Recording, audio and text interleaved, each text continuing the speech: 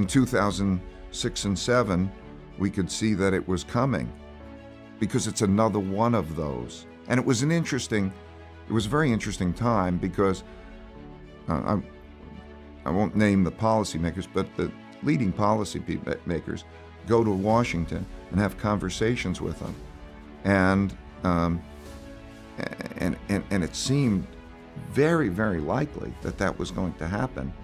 And as it was happening, there was a lack of understanding of it.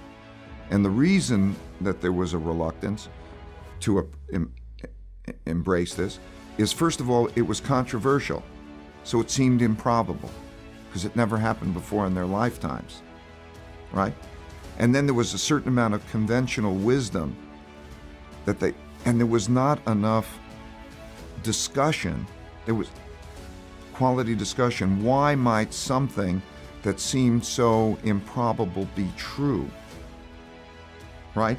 And then the willingness, I think, to think independently just on the basis of that merit. And yet it was just another one of those. And if you understand the cause-effect linkages, it had to occur.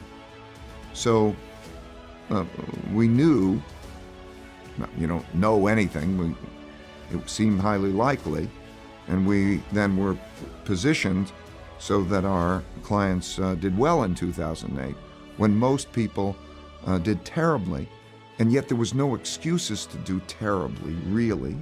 And there was no excuses for letting that happen, other than they didn't experience it before. Now let me say that always happens. It's okay. We all make those mistakes. But the lesson to be learned from that is that you could be wrong, and that you need to understand how the machine works, and you need to look at those probabilities, and that these things have happened before. So for a very, very long time, even after the 2008, the understanding of deleveragings was not, even calling it a deleveraging was very controversial. And then understanding the mechanics of deleveraging, still people were not paying as much attention to how does the machine work, how does the economic machine work. They were thinking their own opinion about what's going to come next. So let's take the issue of deficits, of government debt, of austerity, of printing of money. These are still very controversial subjects.